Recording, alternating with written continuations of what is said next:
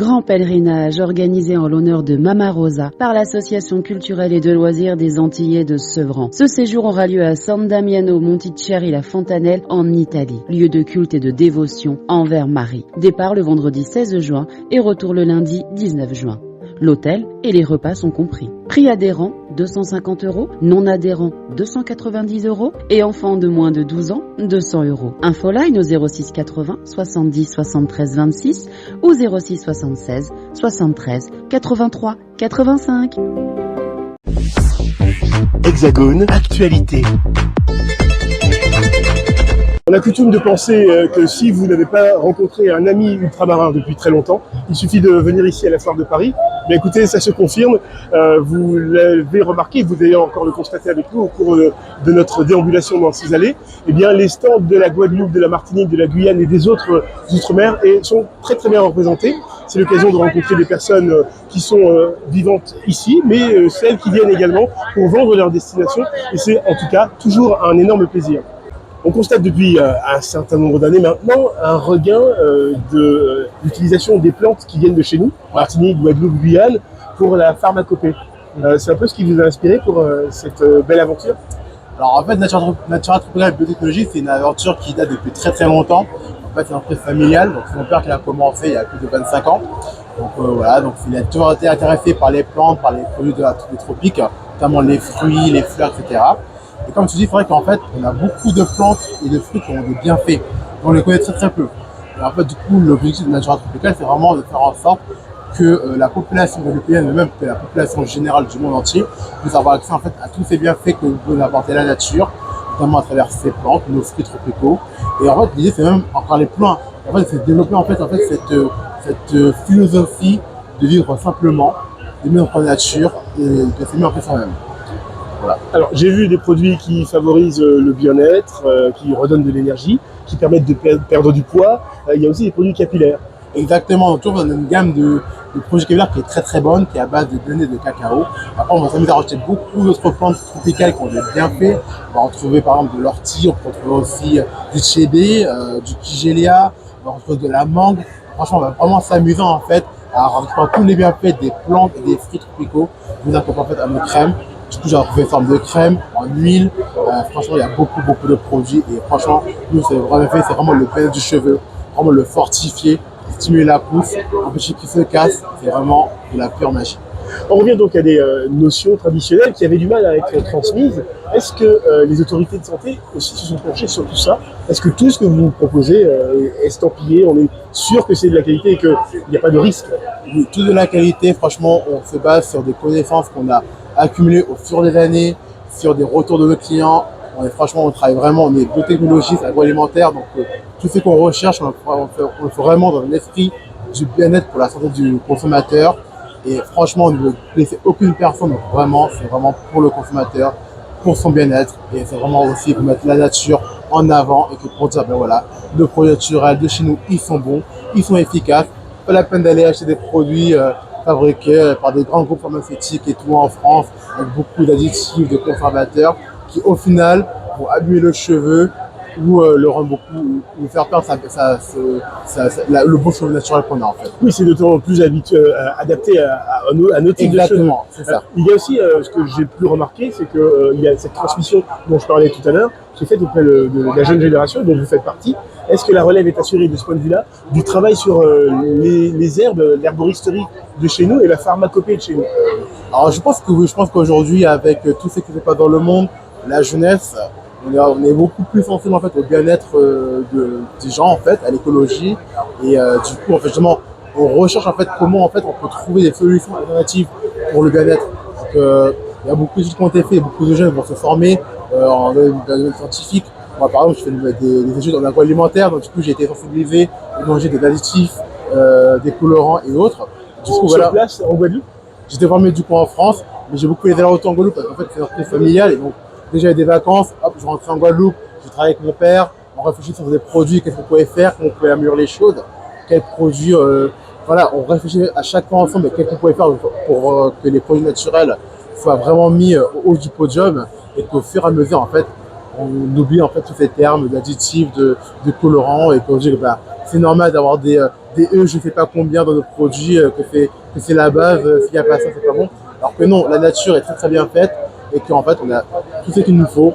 Vraiment, en fait, faire un peu de chercher justement les bonnes associations, les bons moyens, vraiment récupérer en fait c'est bien fait dans nos plantes et dans nos produits. On connaît quand même un peu plus la production, la fumée, depuis Exactement. quelques années, puisqu'on vous retrouve systématiquement au Salon de l'Agriculture, mais aussi à la Foire de Paris, comme cette année. Il y a des nouveautés cette année? Absolument. On ne peut pas venir et ne pas penser un peu à tout le monde. Et la création, elle est omniprésente en fait dans ma tête. Et j'avais des choses qui étaient déjà prêtes depuis l'année dernière, mais j'attendais de les peaufiner un peu. Et cette année, on arrive avec quand même 5 ou 6 nouveautés. Alors une tête quand même plein de bonnes idées qui s'entrechoquent, parce qu'on rappelle le principe de la fumée, c'est que vous avez eu l'idée, on ne sait pas d'où elle vient, de fumer des fruits Exactement. et ensuite d'en faire des liqueurs qui donnent un goût tout à fait particulier, un arrière-goût vraiment exceptionnel. Et quel est l'accueil du public de manière générale? Ah ben, c'est la surprise. Alors, ils ont une petite appréhension au début, puisqu'on dit de déguster nos liqueurs en 2 temps. Première gorgée fumée, deuxième gorgée fruitée. Et au début, ils pensent qu'on est là pour du blabla et on essaie de raconter des choses. Et effectivement, quand ils goûtent, ils disent « Ah ouais, mais vous avez raison ». Parce qu'en fait, il faut savoir qu'on essaie de faire, on va dire, un trompe-cerveau. Puisque le cerveau, qu'est-ce qu'il fait? Il ne connaît pas cette saveur fumée sucrée. Donc, il va laisser passer d'abord la saveur la plus importante qu'il connaît. Donc, dans ce cas des liqueurs, c'est le fumé. Donc, ça nous rappelle le hareng, ça nous rappelle le jambon. Et en fait, il laisse passer le fumé d'abord. Et ensuite, il teste tout ce qu'il connaît et dit non, c'est pas ça. Donc, il dit, OK, cette saveur, je l'enregistre. Et une fois enregistré, en deuxième gorgée, il laisse passer le fruit fumé. Et là, c'est la grande surprise où les gens sont agréablement surpris et voilà. Alors, on n'imaginait absolument pas qu'il y avait toute une étude scientifique à ce niveau pour ce produit qui reste un produit très festif de toute façon. Exactement, puisque en fait, moi, je ne m'en rendais pas compte puisque je suis habitué à manger des produits fumés tout au long de l'année. Mais avec la réaction du public, j'ai poussé un peu le truc. Je me suis dit non, mais tout le monde dit la même chose. Donc on a cherché et on s'est dit, eh ben voilà, on est tombé sur quelque chose. Et là, on se dit vraiment que les gens, en fait, ils attendent en fait d'être surpris, mais ils n'ont pas trop envie de l'être. Et finalement, une fois que ça arrive dans la bouche, eh ben là, il n'y a plus rien. Ils sont obligés de se dire non, mais là, c'est quelque chose, vous touchez quelque chose, monsieur. Alors, à consommer avec modération, évidemment. Absolument. Mais quel est l'enjeu de votre présence cette année à la Foire de Paris? Toujours. On vous connaît. Ah ben toujours. Ben là, toujours en fait d'avoir des contacts business, de développer la marque le plus largement possible. Et toujours, on n'a pas encore de distributeurs sur Paris, de faire des échanges avec des gens sérieux, puisqu'il y a beaucoup de requins.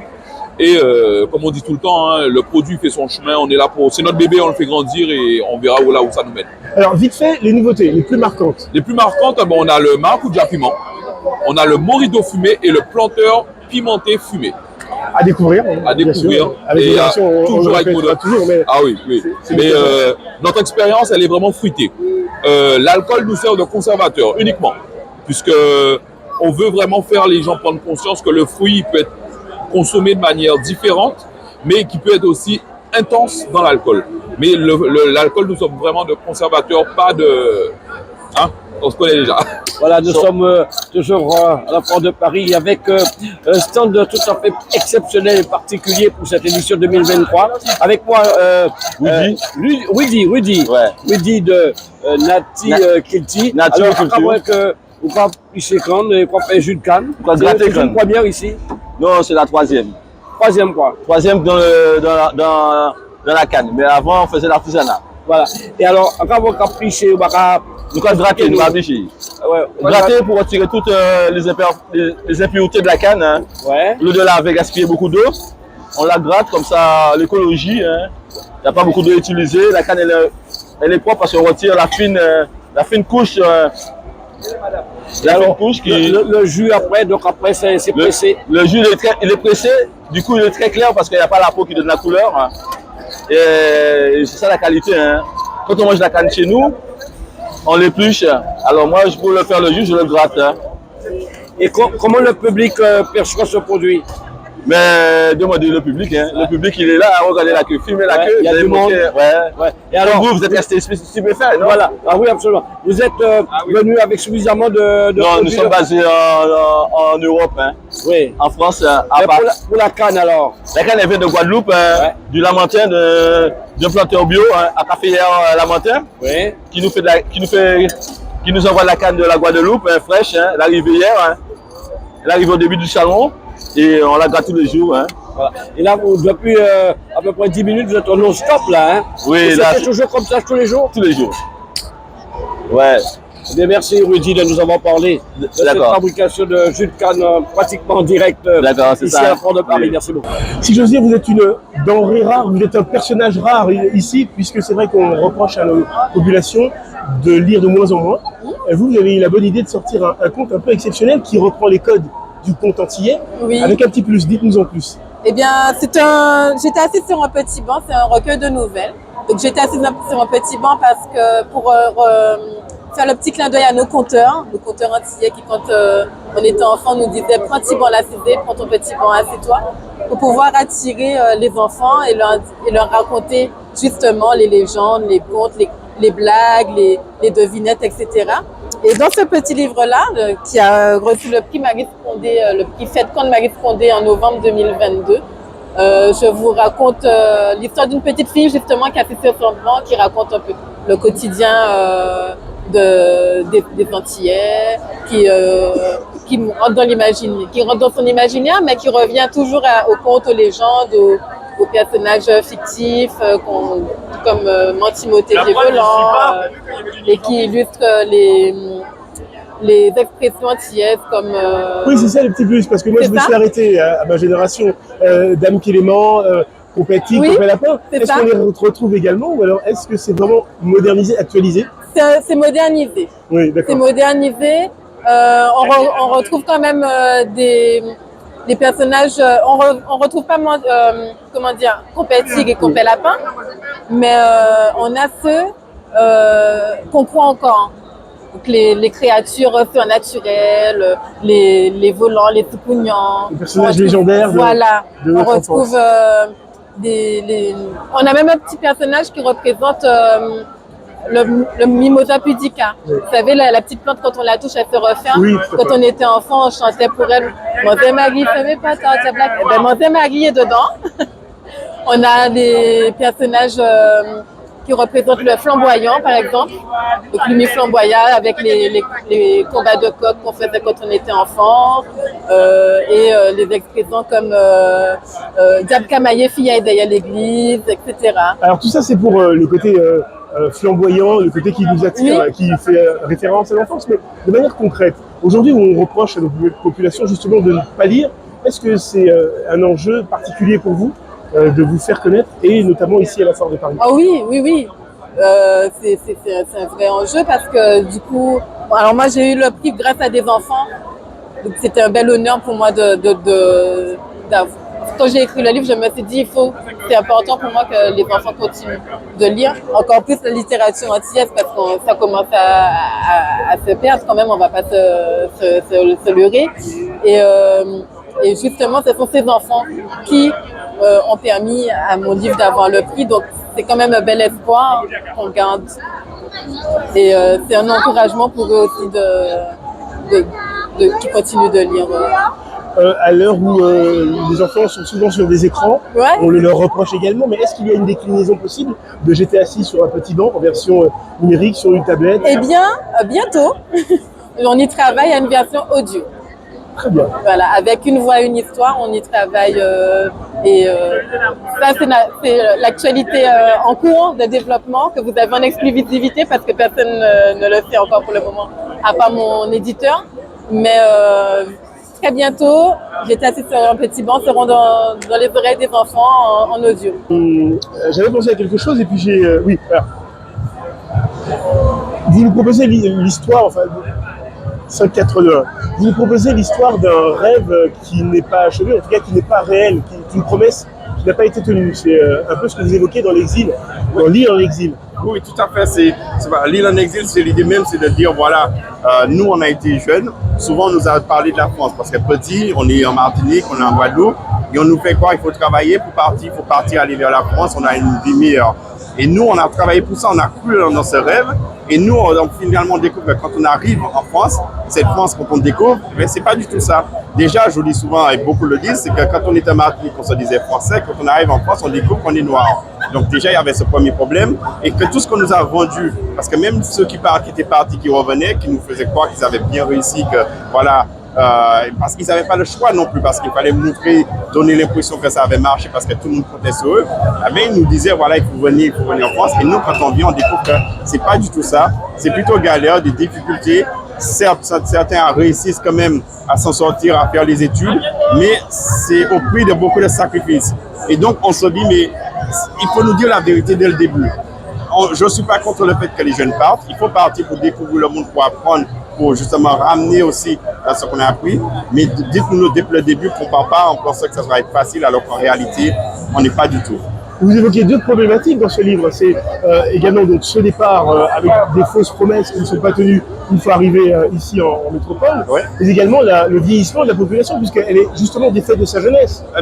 Voilà, l'INSEE a sorti un rapport en 2020 en disant que la Martinique est devenue le plus vieux département de France. Donc on a un problème démographique aujourd'hui, ça veut dire qu'il n'y a plus de naissance. Les jeunes sont partis et les vieux sont là tout seuls, donc il y a un problème. C'est-à-dire on vide les Outre-mer de leur richesse. Et c'est pour ça que même le petit garçon, il a sa valise, mais à côté, la terre se dessèche parce qu'on vide les Outre-mer de ses forces. Et là, ça va nous poser un problème parce qu'en 2050, l'INSEE prévoit déjà une catastrophe pour les Outre-mer. Et c'est là que je dis, mais maintenant, on nous a fait partir. Et nous, quand on veut revenir, on constate qu'on nous dit non, vous n'êtes plus chez vous. Donc, qu'est-ce qu'on fait maintenant? On est des enfants d'où? On est qui? Parce qu'en France, on n'est pas chez nous. Et quand on veut entrer au pays, on veut entrer, que ce soit économiquement, ça veut dire pour développer autre, on nous dit non, vous n'êtes pas non plus chez vous. Et ça, voilà, on est entre deux chaises et on ne sait pas où aller, on est perdu. Alors, dans cet ouvrage qui mêle le récit que vous exposez actuellement et la poésie, est-ce que vous apportez des clés pour trouver une solution à cette problématique-là? Alors, est-ce que vous éveillez simplement des consciences? Les clés, voilà, dans le récit, je réveille les consciences et les clés, je souhaite le faire dans une deuxième partie parce que maintenant, moi, je m'engage politiquement pour apporter la réponse. C'est vrai que j'ai mis le récit avec à la fin ce désir de retourner au pays, comme Césaire nous disait, le retour au pays natal. Et maintenant, je me mets. Donc, la deuxième partie du livre, c'est moi, personnellement, parce que je commence à m'engager en politique en disant maintenant, il va falloir organiser ce retour. Ce retour peut se faire de deux manières. Elle peut se faire physiquement pour ceux qui souhaitent le faire, mais elle peut se faire économiquement. Tout le monde ne souhaite pas rentrer au pays. Tout le monde, les gens ont leur vie, ils ont créé leur vie. Mais comment maintenant dire à ceux qui ne souhaitent pas rentrer physiquement, vous pouvez rentrer économiquement en investissant au pays, dans des projets, dans des infrastructures, dans tout ce qui se fait de manière à aider notre île à se développer. D'ailleurs, j'ai lancé récemment l'Alliance Sérénité, c'est de la téléassistance pour les personnes âgées. Mon but, c'est maintenant entre en Guadeloupe et en Martinique pour répondre aux problèmes de vieillissement de la population, problèmes de démographie, comment on va prendre soin de nos aînés qui ont investi pour nous faire partir. Parce qu'on n'est pas parti, on est partis tous avec des bourses. C'est sous l'argent des impôts de nos ancêtres et de nos aînés. Et aujourd'hui, ils sont en train de crever, j'ai envie de dire, comme tout seul. On doit prendre nos responsabilités maintenant et c'est mon rôle. Ça va à contre-courant de l'idée de mondialisation. On doit pouvoir découvrir le vaste monde et s'y adapter. Et puis, il y a aussi un problème géographique puisqu'il y a une paupérisation de la jeune population sur les territoires. Mais il y a aussi peut-être un problème identitaire. Est-ce que les jeunes ne partent pas parce qu'ils se sentent plus réellement guadeloupéens ou martiniquais? Est-ce qu'il n'y a pas cette question-là aussi? Est-ce que vous la posez dans le livre? Oui, mais je ne pense pas que c'est vraiment identitaire. Parce que même quand on part, c'est une fois que souvent on voit comme ça, c'est une fois parti qu'on découvre la richesse qu'on avait et c'est là qu'on a plus envie de revenir. C'est vrai qu'on est sous des îles et partir, c'est pas contre la mondialisation parce que moi je suis pour que le fait qu'on parte pour découvrir. Découvrir, c'est aussi apprendre. Les problématiques qu'on a aujourd'hui, que ce soit en Guadeloupe, en Martinique, les autres en ont eu aussi. Les problèmes d'eau, les problèmes de démographie, d'autres ont eu ce problème et ils l'ont résolu. Donc partir, laisser les jeunes partir pour aller découvrir, qu'ils apprennent aussi ce qui s'est passé, comment les gens ont résolu le problème et qu'ils amènent cette connaissance, cette technologie dans les îles. Et c'est ça qu'il faut faire, organiser le retour de manière à ce qu'une fois que le jeune il a appris, il a acquis de l'expérience, qu'ils puissent rentrer et le mettre au service. Et toutes les autres nations le font. Ils financent les jeunes pour partir, aller apprendre ailleurs et rentrent au pays pour mettre au service du pays ce qu'ils ont appris. C'est ça qu'on doit faire maintenant. la population qui visite la foire de Paris, vous pensez qu'elle puisse être sensible à ce message-là, là, comme ça? Ça viendra, c'est bien que c'est une démarche qu'il faut, parce qu'on n'a pas fait ça depuis bien longtemps, on l'a d'ailleurs jamais fait, on ne s'est jamais organisé pour ça, mais il faut le faire maintenant, il faut faire que les gens puissent prendre conscience de la réalité du terrain, que ce qui se passe dans nos îles, ce qui se passe, voilà, qui nous sommes et qu'est-ce qui nous attend d'ici 40 ans. La question qu'on peut se poser, c'est quel pays qu'on veut dans 40 ans, quelle Martinique qu'on aura dans 40 ans, quelle Guadeloupe, quelle Réunion. Et est-ce que dans 40 ans, j'ai envie de donner à mes enfants des clés et dire voilà la clé d'une porte et derrière la porte, il n'y a rien? Est-ce qu'il n'y aura que des dettes? Ou est-ce que j'ai envie de donner des clés en disant à mes enfants voilà ce que j'ai fait, maintenant il n'y a pas de dette, il y a 2, 3, 4 marches, tu vas pouvoir faire le reste. Et c'est ça qu'on doit se poser. Donc il faut éveiller les consciences, faire prendre conscience aux jeunes et c'est pour ça que j'ai commencé, c'est le travail que je fais. N'hésitez pas à me rejoindre sur les réseaux, de m'écouter, de me suivre, parce qu'on doit faire ce travail, prendre conscience qu'on est capable de changer les choses. Quand je dis rentrer économiquement, beaucoup de personnes sont aujourd'hui à la retraite, ils ont connu parfois le Buidom, ils ont travaillé ailleurs et autres, ils ne veulent pas rentrer au pays. Mais on peut leur dire, vous pouvez investir. On a abordé le problème de logement, investir dans le logement pour permettre d'héberger les Martiniquais et les Guadeloupéens de manière saine, parce que l'autre bombe à retardement qui nous attend en Martinique, c'est le logement, le mal logement, l'insalubrité, les conditions. Et ça va être un problème aussi dans les Antilles. Il va falloir régler ça. Comment on fait? L'investissement locatif. Je peux avoir 30 ans, investir en Martinique, même si j'ai envie d'entrer dans 31. Mais je sais que j'ai investi, j'ai permis de loger quelque part dans 30 ans. Et quand j'ai envie d'entrer 30 ans après, j'ai un logement sur place. Donc mon argent n'est pas perdu. Je ne suis pas en train de financer McDo, Adidas, Nike et tout le reste, qui ne financent pas du tout nos outre-mer. C'est un peu une façon de graver dans l'éternité les visages, les personnages. C'est ce que vous proposez de cette gravure sur verre. Elle a toujours autant de succès? Ah oui, ouais, ça fait une dizaine d'années, bientôt 10 ans, parce que j'ai commencé en 2014, et là, bientôt 2024, donc effectivement, bientôt 10 ans que je fais de la gravure en 3D. Alors, on va pas rentrer dans les détails secrets, on va vous demander de révéler des choses non à révéler, mais ça prend combien de temps pour réaliser ce que vous faites à partir d'une photo? Ça prend entre une demi-heure et plusieurs journées, suivant que j'ai un bâtiment à faire ou juste un portrait. Voilà, un buste simple. Oui. Ça peut être un objet à offrir, un cadeau, parce qu'on a peut-être tendance à se dire que c'est un peu narcissique finalement, de vouloir se voir sous verre pendant l'éternité. Alors, il y a des personnes narcissiques qui aiment bien se voir, donc ils me demandent leurs photos.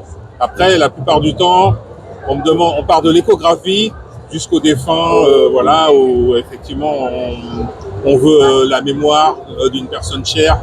Qu'on veut garder auprès de soi. La Foire de Paris, ça aurait été l'occasion peut-être de valoriser ce que vous faites en tant qu'inventeur. Et si vous avez apporté une technique ou quelque chose comme ça, c'est quoi pour vous l'enjeu finalement d'être là chaque année? Alors déjà j'ai un public, parce que moi je suis bijou gravure, et j'ai un public que je vois souvent, et ils aiment bien me retrouver sur ce lieu-là. Donc ça, j'aime bien. 2, j'ai différentes techniques, donc il faut que je leur montre ce que j'ai fait de nouveau. Et ensuite, il y a des événements. Là, il y a la fête des mères qui arrive très bientôt. Donc c'est le moment d'être présent pour proposer les cadeaux, que ce soit pour les bijoux ou pour la gravure en 3D.